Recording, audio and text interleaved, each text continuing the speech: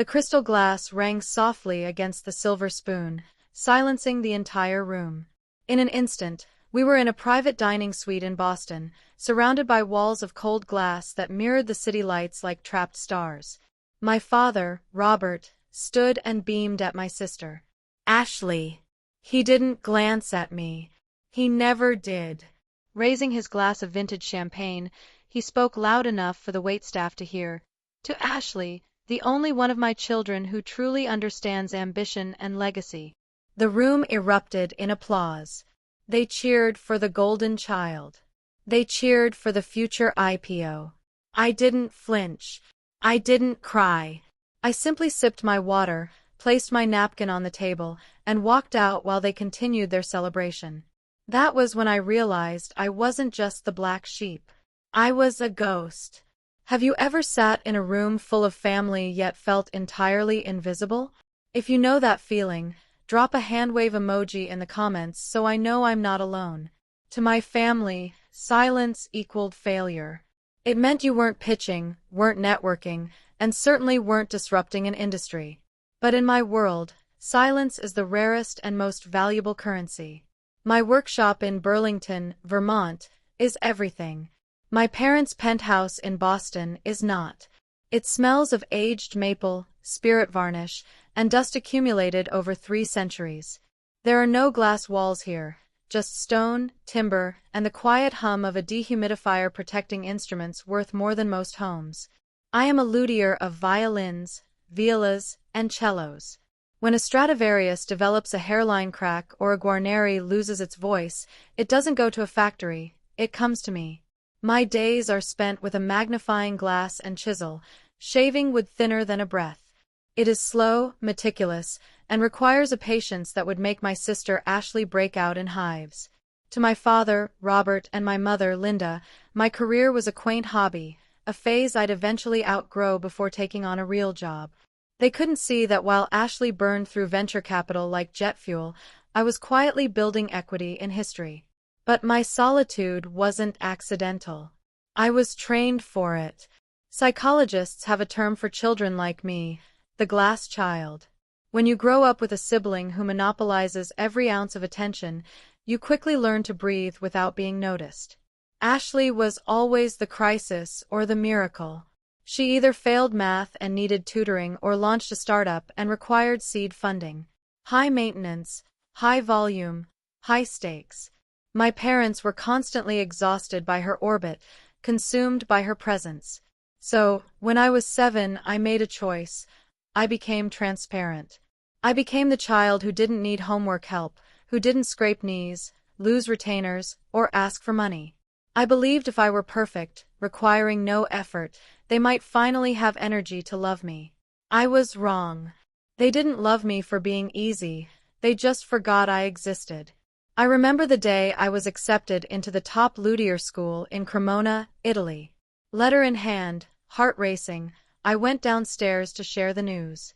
My mother was on the phone, pacing, while Ashley had crashed her car yet again. My father was shouting at an insurance agent in another room. I waited 10 minutes by the refrigerator, letter clutched, unseen. Folding it, I slipped it into my pocket and made coffee for myself. I never told them. I packed my bags and left. 2 months later, they assumed I was drifting. They told friends I was finding myself in Europe, a polite way of saying unemployed. They didn't know I was apprenticing under the world's finest masters, learning to detect a forgery by the grain pattern or glue scent. They saw a daughter opting out of the race.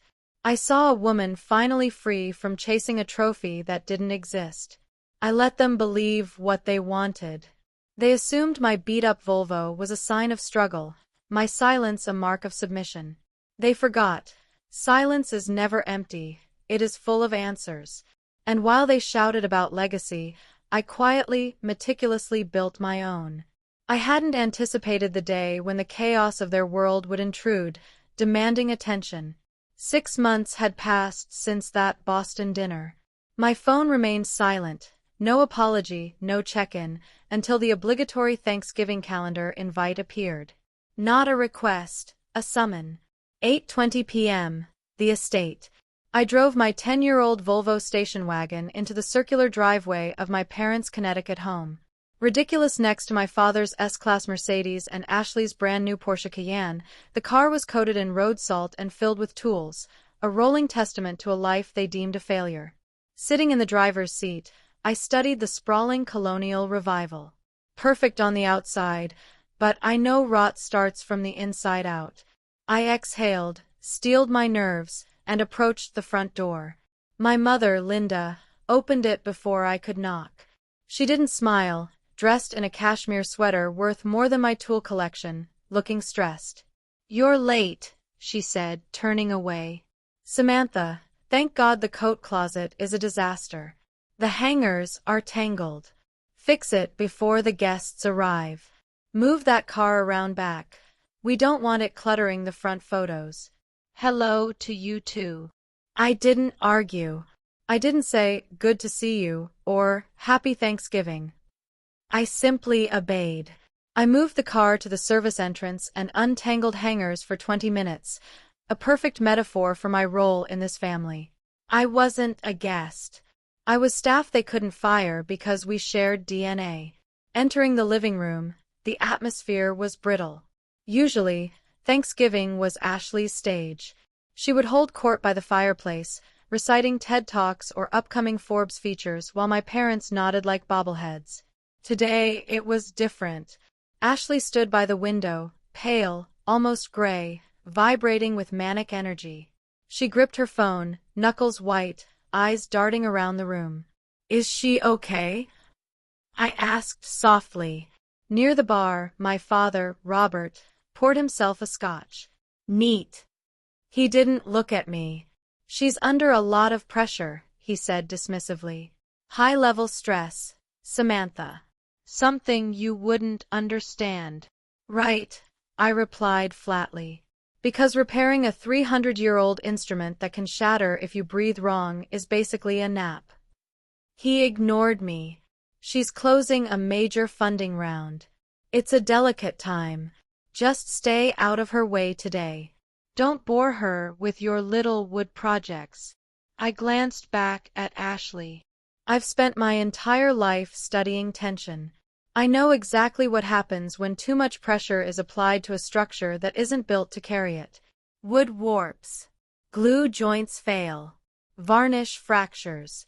Watching my sister pace back and forth, ignoring the hors d'oeuvres, I recognized the signs immediately. This wasn't the stress of success. This was the panic of collapse. "Where's Jason?" I asked, realizing her husband wasn't hovering beside her like usual.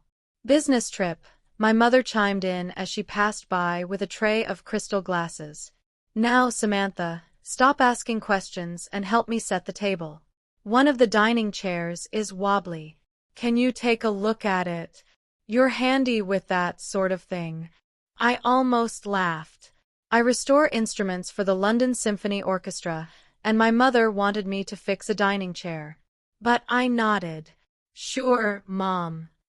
I knelt beneath the mahogany table, tightening a loose screw with the pocket knife I carried on my keychain. From down there, all I could see were shoes.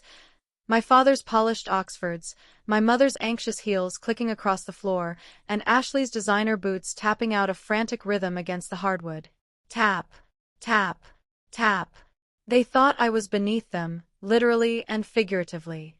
The safe, boring, invisible daughter who could be ordered to fix furniture while the real adults discuss the world.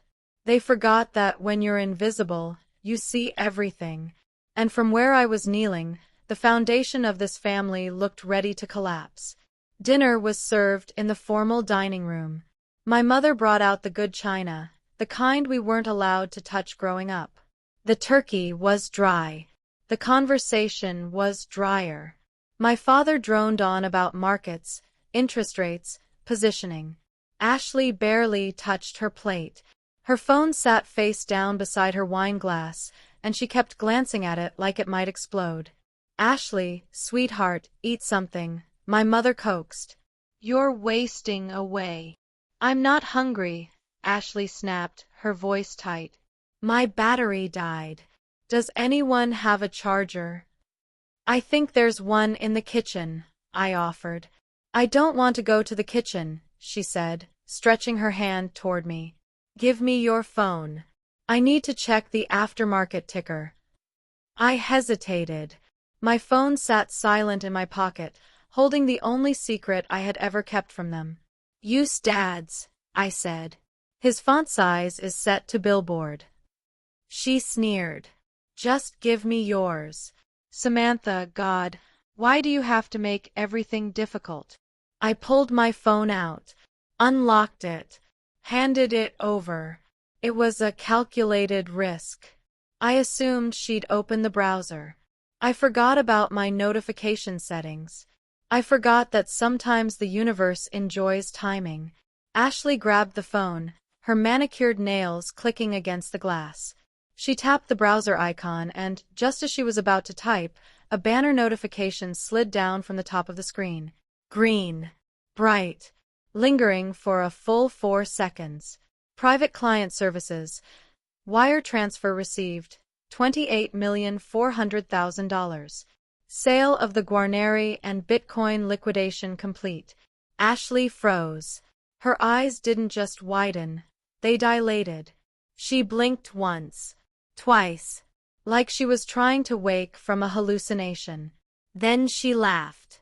High-pitched, brittle, sharp enough to echo off the walls. What is this? She demanded, holding the phone like it was contaminated. Is this some kind of joke? A fake banking app? Let me see, my father said sharply, snatching the phone from her hand. He adjusted his glasses, squinting at the screen. He read it. Read it again. Then he looked at me.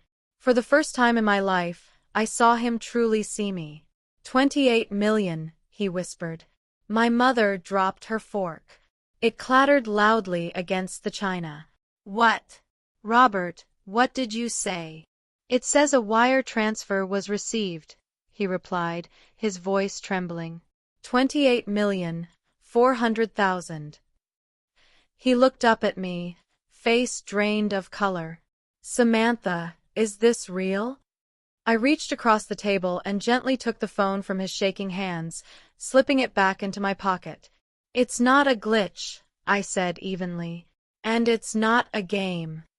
The silence that followed wasn't just quiet. It was a vacuum. It pulled the air from the room. Ashley stared at me, mouth open. My mother looked seconds away from fainting. And my father looked at me not with pride, but with something far more dangerous. Hunger. Where? Ashley stammered.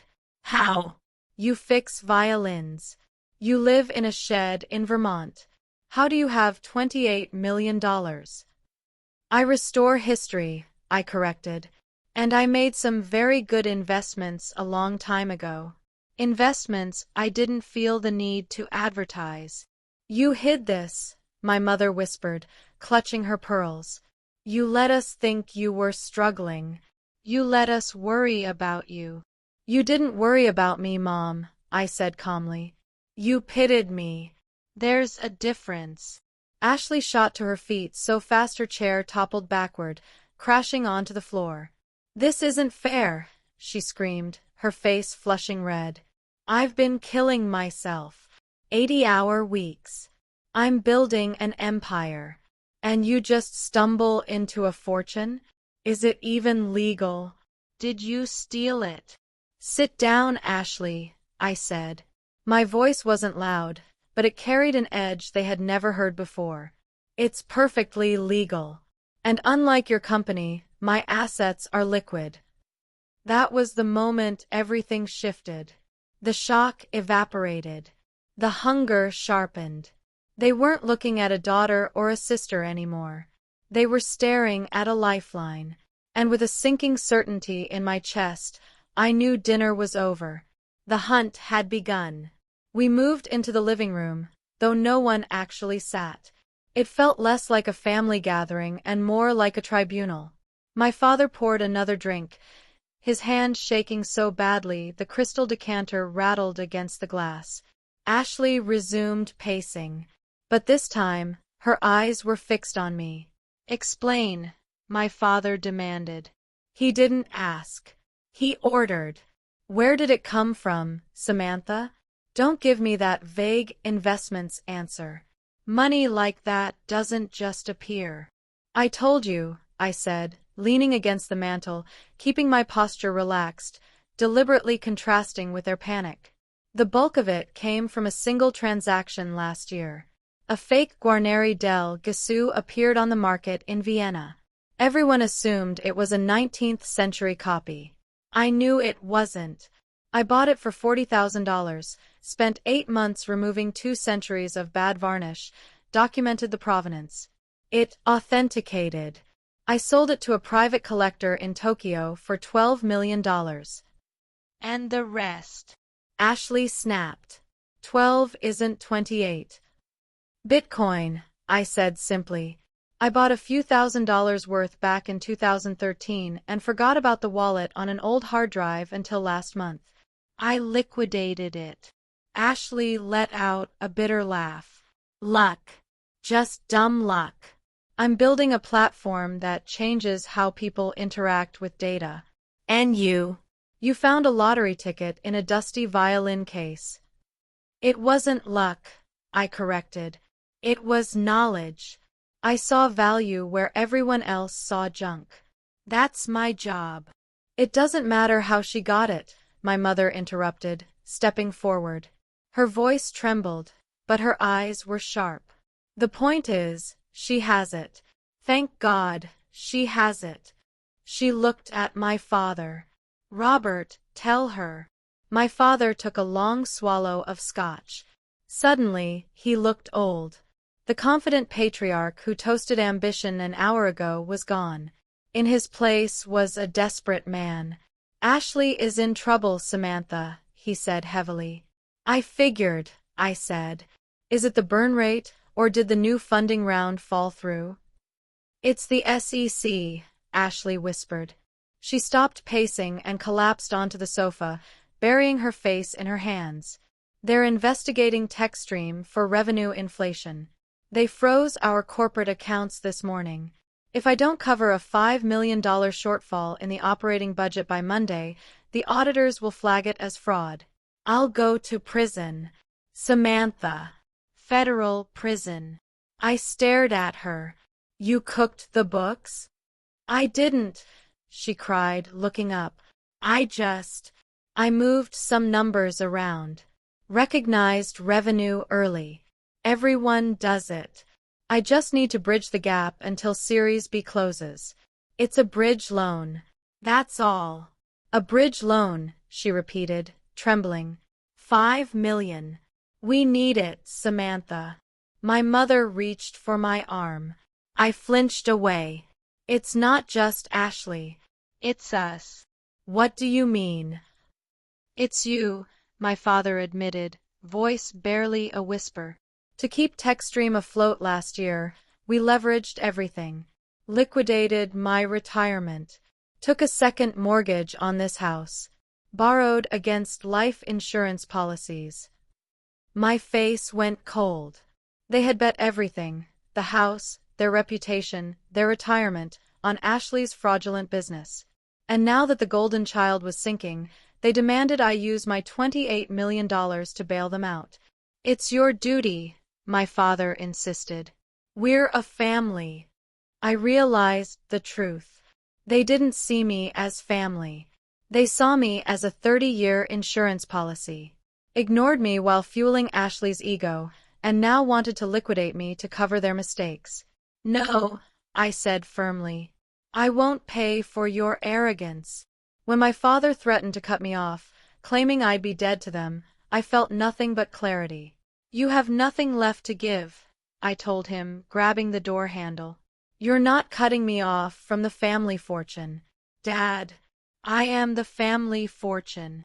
I walked out without looking back. 3 months later, Ashley was indicted for fraud and my parents lost the estate. Meanwhile, I used my money not for status, but for sovereignty. I launched a grant program for craftsmen, filled my workshop with apprentices, people who understood value, not just price.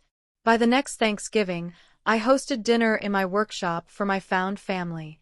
A desperate letter from my mother arrived, asking to visit. I set it aside.